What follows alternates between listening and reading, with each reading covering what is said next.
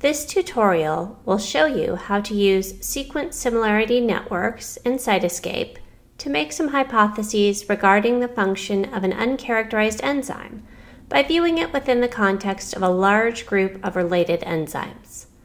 We'll be using a sequence similarity network for the PLP subgroup of the radical SAM superfamily downloaded from the Structure Function Linkage Database, or SFLD, archive. If you're not familiar with the SFLD, you might start by watching part 1 of this tutorial series, which introduces the SFLD archive.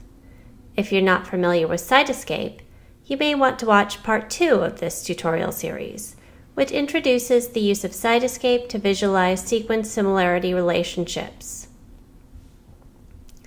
Here's an enzyme that's annotated in the UniProt knowledge base simply as a hypothetical 38.7 kilodalton protein. In this tutorial, we'll examine this sequence in the context of a sequence similarity network downloaded from the SFLD to see if we can get some idea of what its function might be. The sequence is a member of the PLP subgroup of the radical SAM superfamily, so we'll look at a sequence similarity network for that subgroup to see how our sequence of interest fits in. Downloading the subgroup network from the SFLD, opening it in Cytoscape, laying it out, and filtering it to a more stringent e-value cutoff was covered by part 2 of this tutorial series. So I'm going to start with the network just as we left off at the end of part 2. The first thing I want to do is to find our sequence of interest in the network. From the UniProt page, I know the UniProt identifier, and because that's one of the attributes in our network, I can search for that. There are a few different ways you can search these networks. I'm just going to show you one way to do it using the search box at the top right of the screen. I want to search only the UniProt attribute, so I'll specify the attribute name, UniProt, then a colon, then I'll type the value I'm searching for, which is A6FGN7, and then I'll hit enter. As you can see in the table panel, Cytoscape has found the sequence I'm looking for. It's also highlighted in the network in yellow. However, this yellow color will go away the second I select anything else, so let's change the size and color of this node so we don't forget where it is. The appearance of the network is controlled by the style settings. I access those by clicking the Style button in the control panel.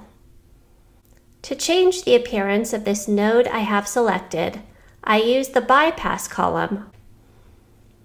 I'll start by making the node bigger.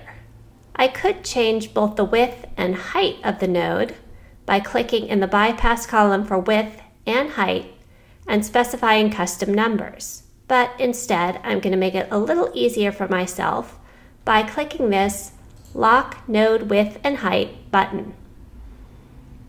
That changes the nodes from rectangles to squares. Now I can change the size of my node of interest by clicking on the size box in the bypass column. I'll specify a size of 100 and click the OK button. And you can see that my node is now bigger. Now I'll set the color by clicking the Fill Color box in the bypass column. That brings up a set of color swatches, and I can select whatever color I'd like. I'll choose pink and click the OK button. Now when I deselect the node by clicking elsewhere in the network, you can see that it's still quite easy to find where our sequence of interest is because it's this large pink node. So that's where our sequence is, but what are the functions of the nearby proteins? One quick way to get a visual overview of that information would be to color the network according to protein function. There are different sources where you can get information regarding protein function. As one example, I'm going to color the network by SFLD family, as SFLD families are defined such that enzymes within a family are thought to catalyze the same reaction according to the same mechanism. I'll again use the Style panel for this. I'm going to create a new style where I'll color by dominant family name. I start by clicking the Options button in the Style panel and choosing Create New Style from the pop-up menu. I'll call my style Family, since that's what I'm coloring by. And I'll click the OK button.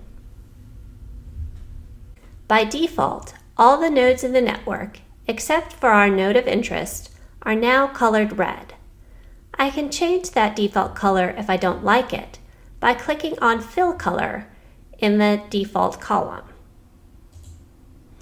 That brings up a set of color swatches, and I can choose any color I'd like.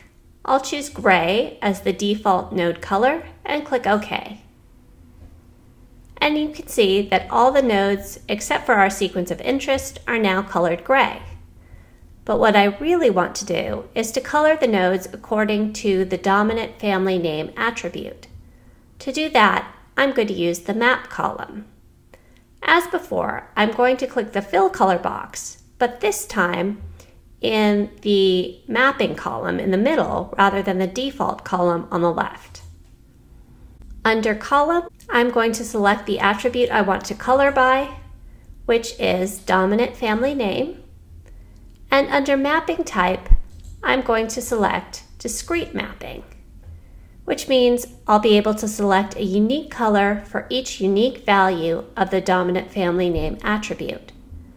I could select a color for each attribute manually by clicking in the box next to each attribute value, then choosing the color I want from the set of swatches that come up.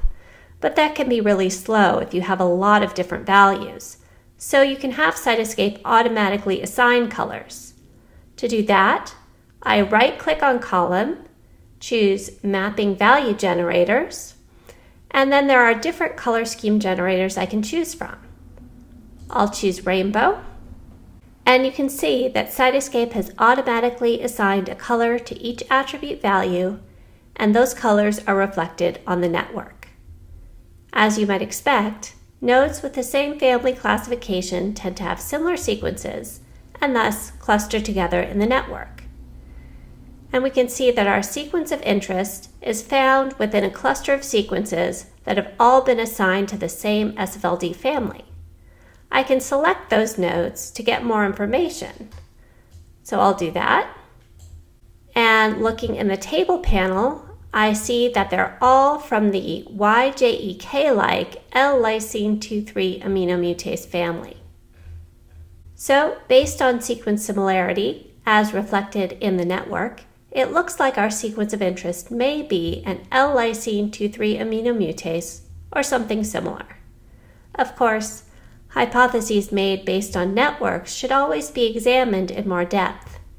In this case, we might want to look at our sequence of interest in the context of a multiple alignment with characterized L-lysine 2,3 aminomutases and look at how well it matches, particularly in the active site region. I won't go into more detail on that, as it's outside the scope of this tutorial, except to say that you can download a multiple sequence alignment of the L-lysine 2,3 aminomutase family, which includes information on important catalytic residues via the Download Archive Data tab on the Radical SAM superfamily page. If you want more information on downloading data from the SFLD, you can refer back to Tutorial 1 in this series. Though networks shouldn't serve as the only basis for your research, because they're so flexible, fast, and easy to work with, they're a great place to start for hypothesis generation. This concludes our brief tutorial on using sequence similarity networks to make hypotheses regarding the function of an uncharacterized enzyme using sequence similarity networks downloaded from the SFLD.